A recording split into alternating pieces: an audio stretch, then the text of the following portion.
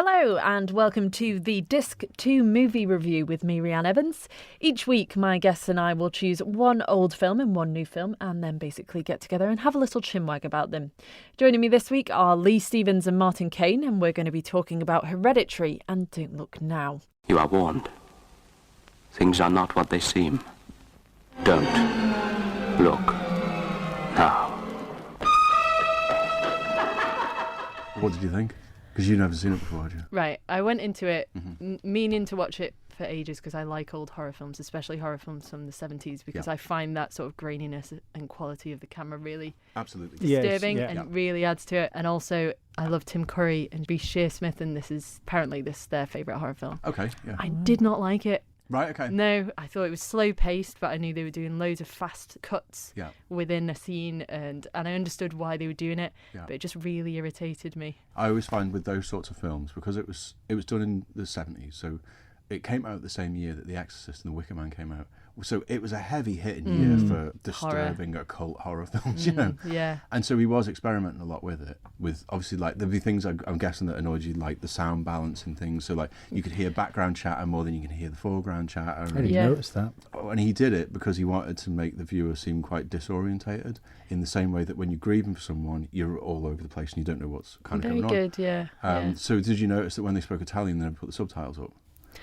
See, I was watching it on a totally legal site and thought that was why there was no subtitles. No. And so it's the idea that he can speak a little bit of Italian, but the wife can't speak any. Right. And so while they're speaking Italian, she doesn't know what's going on. So the director wanted to put you in the same position as she is, in this sort of foreign land and not knowing what's happening. What really annoyed me with it was your daughter drowns. Then they move to Venice. Yeah. And leave their other kid behind. Yeah, in the boarding school. It's such a strange We clearly thing, can't manage this, Deborah. I'm guessing we've already seen the films that have been inspired by it, that have been done a lot better.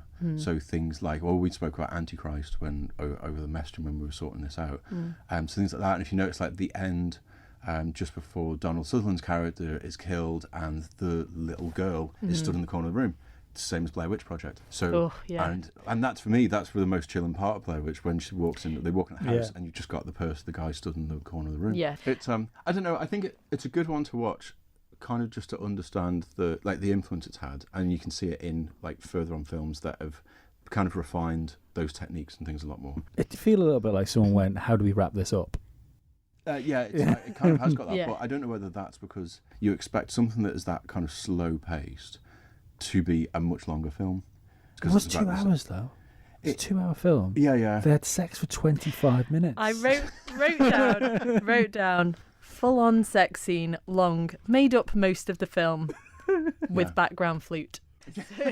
I wrote, does anyone else think this sex scene is awkwardly long? What's with the music? I was thinking, actually, because I didn't know that sex scene was going to happen, and I said to Mum last night, I was like, I need to watch Don't Look Now so we can talk about it tomorrow. And she was like, I'll watch it with you. And did you get the awkward bit? Well, no, I was like, it's a horror film, and Mum doesn't like horror films, so she was like, no, I won't watch it. And I just remember thinking, thank God. Well, this is still going on then. Just immediately looking at my phone, looking at the walls. I didn't know we had duck egg blue ceilings. That's lovely, like. At the time when the film came out, people went spare over that scene. Oh yeah, I can imagine. Like, obviously, it's just prolonged. I don't know if you two picked up on this, but I thought the chemistry between Donald Sutherland and Julia Christie was quite odd. They just had a lot of cheeky, smiley moments. Yeah. Yeah. Oh, what was it? It was something like to do with their daughter's death. And she's like, well, you told her to go play out. And he's like, don't remind me. And I was just like, oh, wow, that's very jolly. I don't know if it's like a rare thing that you do, which you don't see in cinema, is this idea that, like, if you were a couple and your daughter had died, there's still, even though you're grieving, you've still got to get on with the, like, normal things in life as well. And so sometimes you, for a split second, forget. Just try and find that. Yeah. So kind of going back to Antichrist again, that's just grim all the time, and there's no letting up from it. So I quite enjoyed that, actually. But that was the thing that I liked. I was surprised at the beginning of it that someone hadn't turned around and said, after the drags his daughter out of the water. And gives her like 2 puffs of CPR. Yeah, he gave up really fast, didn't he? I was lost another one. Inhaler, no, it's enough. We're young enough to have more. But I can't believe that someone was watching that from behind the camera and didn't go, should we just do this again? because it was so dramatic. I mean, I realise it's a dramatic thing, but it was almost, if you didn't know who it was that was doing it, you'd have thought they just dragged anybody in. It's right, we need a lead role. Go on. And You're sad. Yeah.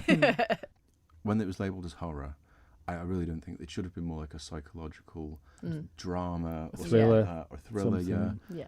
Like it was still a bit like when the child turns around and it's the weird looking old lady demon thing. Yeah. That's That still But a she bit was just an old lady, wasn't she? She had a mad face though. Yeah. Yeah, but That I was mean, confusing. Just because someone's ugly doesn't make them a demon. Well, actually, That's the message of the film. it hasn't dated well, so that's why it would need a. I think I wrote down heavy stuff happens Yeah. and then not a lot happens. Yeah. And then there's a flashback of pretty much the entire film Yes, at yeah, the yeah. end. Yeah. So We could've you could just skipped watch to that. Yeah. It's a good film in the place of historical horror. So we can kind of agree that it was very good in terms of taking a step forward in the film industry at that time. And I can appreciate all the symbolism through the editing and whatnot. Yeah, I just didn't really enjoy it. I think you summed it up quite well. It's Should you look now and Should watch the film? yeah. Maybe not. Maybe if you're mid-30s and younger, stick with Antichrist and Blair Witch Project. If you're older, go with it because you'll remember going to the cinema at the times when those films were about. And if you're any age, watch The House of the Devil, because that was only done a few years ago, but they did it on old film, so it looks like it was done in the sort of late 70s. That's a good idea. And it's all set in that sort of time. So if you're like a Stranger Things fan, you like that sort of retro look, Yeah. watch that, because that is a really good film. Absolute nerd. Yeah. 20-minute sex scenes are weird. Let's talk about Hereditary. Mom? I don't like this. Dad, I don't like this. What's happening? Nina! Don't you ever raise your voice at me! I am your mother! Wait, stop! Mom, what's happening? Make it stop! Make it stop! I just don't want to put any more stress on my family.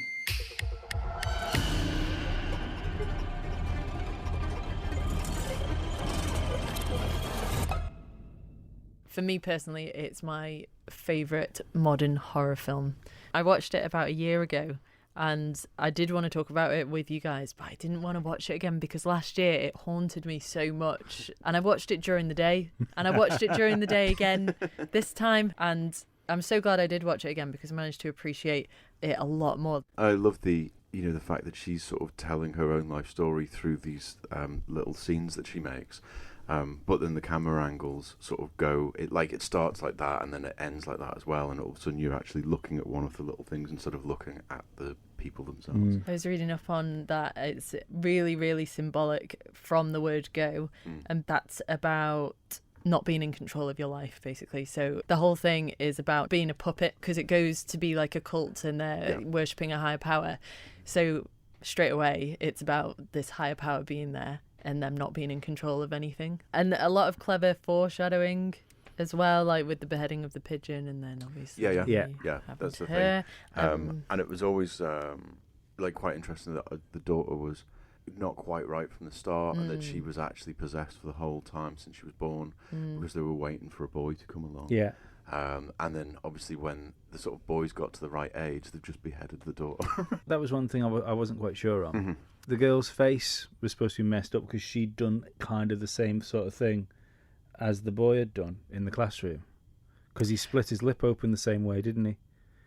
Yes. I wasn't sure if that's just her face. I think it's just a face. I think it might be her Because- face, but for the film's She was hired idea. for that purpose. Yeah. Yeah, because I was thinking actually, and I know it sounds really harsh, but in terms of it seems so influenced by Don't Look Now, and like we talked about the messed up face at the end of Don't Look Now, and it does have a bit of a just an off effect.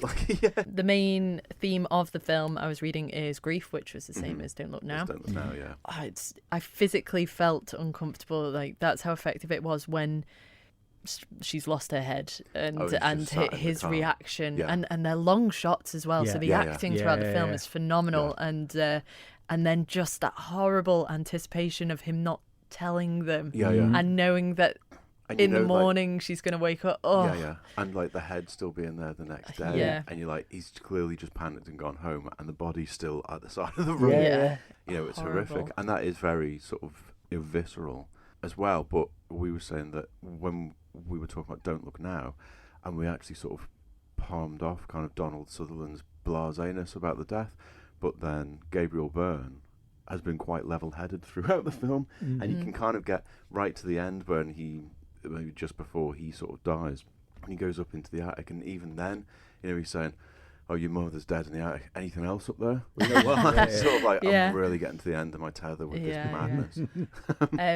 Toni Collette does terror in her face so well. Oh yeah, I mean, I don't think there's a need anymore after all these years to now go, Muriel from Muriel's Way. Exactly. Yeah. She's that was almost like perfect performance. Performance. Like when it's all coming to the end and stuff like that, and he wakes up and she's in the corner of the room. Yeah. And it was just that thing where as I was watching, I was wondering, like, how far are we going? How far is this like supernatural sort of aspect going to go with it? And it's when you see that, you go, oh, right, we're going full Exorcist. Yes. Yeah.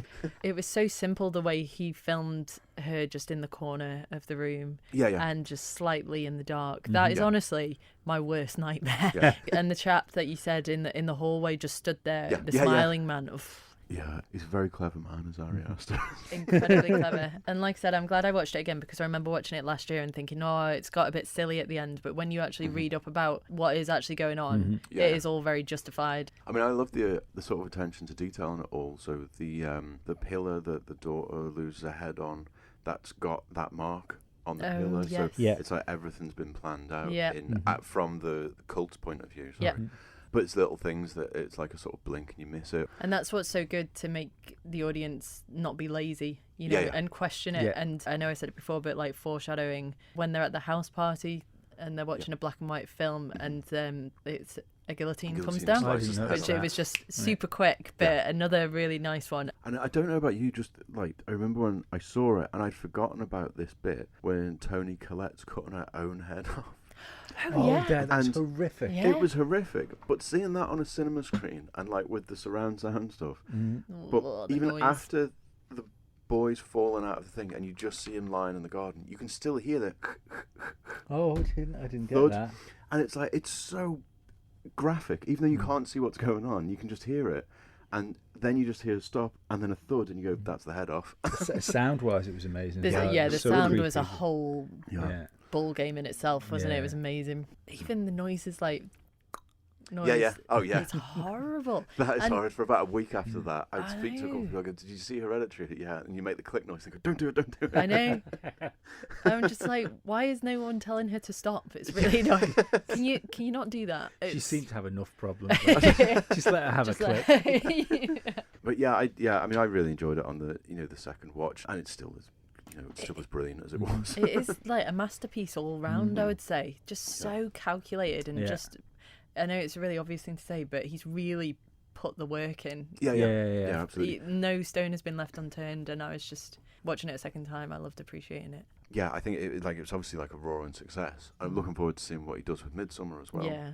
Apparently he's got a collection, like 10 scripts that he wrote ages ago, and now he's just going to work through making them all, which is really cool. Yeah. Like that way of doing things. And also, I read that he wanted to try and use the least amount of CGI as possible. So with the effects, like with the chalkboard where she's writing, the Ouija board, yeah. So with the chalkboard, they've got a magnet in the chalkboard and a magnet in the chalk, and someone underneath. Oh, amazing! And just the effort involved just makes such a difference. When I mean, I get really desensitized if there's too much CGI now. Yeah. So. Absolutely, but that's why we were saying about, was it Netflix have done Dark Crystal and they've used puppets again? And I'm really looking forward to that, I think, I really liked Hereditary because it did remind me of like Rosemary's Baby and the old sort of horrors, but with a new slick twist. And it's nice that it's kind of like that and Get Out and Us have started really breaking the mould for a new wave of horror. An exciting time for horror, Yeah, and it's more suspense and it's more like Hitchcockian, and I love Hitchcock films. So, it's brilliant. It's away from the gore of watching someone being stabbed or whatever, and it's now or cutting their own head off while they're flying in the air. Yeah, there is that. But I mean, I loved it. I give it 5 severed heads out of 5. Yeah.